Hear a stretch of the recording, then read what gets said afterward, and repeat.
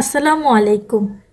আমরা প্র্যাকটিসের মাধ্যমে লার্নিং করছি, অর্থাৎ বিভিন্ন গ্রামাটিক্যাল আইটেম ধরে সেগুলো প্র্যাকটিসের মাধ্যমে জানার এবং বোঝার চেষ্টা করছি। আজকের ক্লাসে আমরা প্রিপোজিশন নিয়ে আলোচনা করব। প্রিপোজিশনের আমরা আরও একটি ক্লাস তৈরি করেছি, এটার লিংক ডিসক্রিপশনে কিংবা কমেন্ট বক্সে দেওয়া থাকবে, চাইলে ওখান থেকে দেখে নিতে পারো। প্রিপোজিশন আমরা জানি যে প্রিপোজিশন হচ্ছে কোনগুলো, in, to, with, about, into, of, আরও অনেকগুলো প্রিপোজিশন রয়েছে।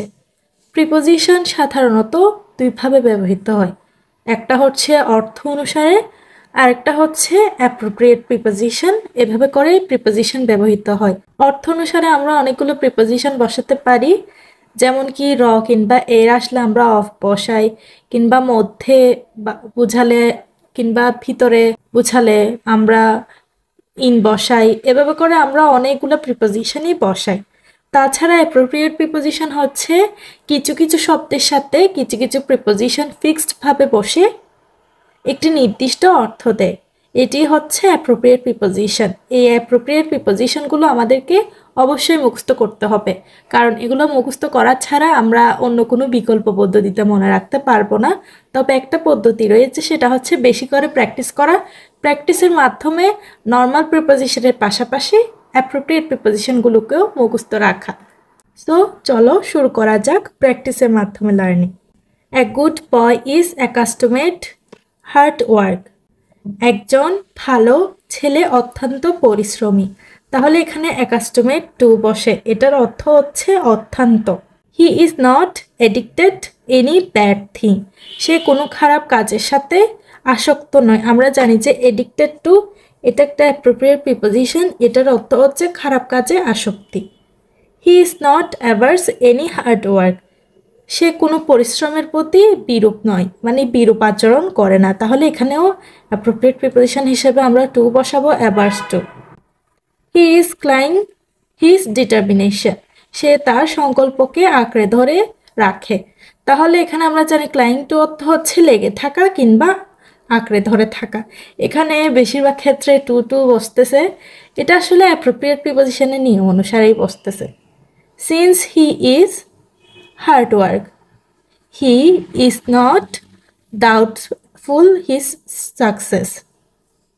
তাহলে এখানে রয়েছে সিন্স, যেহেতু সে কঠোর পরিশ্রমে অভ্যস্ত, তাই তার সাফল্য সম্পর্কে কোনো সন্দেহ নেই।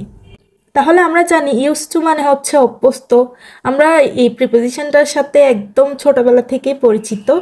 ইউজ টু অভ্যস্ত, যেমন I use to playing cricket, আমি ক্রিকেট খেলতে অভ্যস্ত। এরকম করে আমরা ছোটবেলা থেকে এই বাক্যটার সাথে পরিচিত। এরপর রয়েছে হি is not doubtful his success. তাহলে এখানে ডাউটফুল অ্যাবাউট হিজ সাকসেস, সে তার সফলতা নিয়ে সন্দেহ করে না। তাহলে এখানে ডাউটফুল অ্যাবাউট হবে, সম্পর্কে অর্থ দিচ্ছে, সেজন্য এখানে অ্যাবাউট বসাবো আমরা। He is very much conscious his studies. সে তার পড়ালেখা নিয়ে খুবই সচেতন। তাহলে এখানে আমরা কনসিয়াস অফ দিব, সচেতন, এটিও একটি appropriate preposition. He is not boastful his talent. সে তার প্রতিভা নিয়ে গর্ব করে না। তাহলে এখানেও আমরা বোস্টফুল অফ, এটাও অ্যাপ্রোপ্রিয়েট প্রিপোজিশন। প্রতিবার গর্ব করে না আমরা বলতে পারি, র বা এ আসলে সেখানে আমরা অফ ইউজ করতে পারি। হি বিহেভ ওয়েল অল। সে সবার সাথে ভালো বিহেভ করে। তাহলে সাথে অর্থ আসলে আমরা প্রিপোজিশন উইথ বসাবো। আমরা জানি উইথ অর্থ সাথে। হি অ্যাটেন্ডস হিজ স্টাডিজ। সে তার পড়ালেখা করে।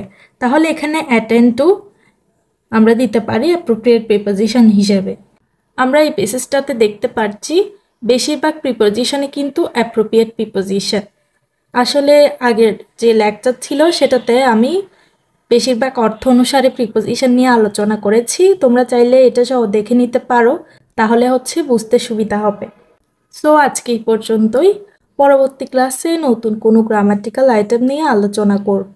সেই পর্যন্ত সবাই ভালো থাকো, সুস্থ থাকো।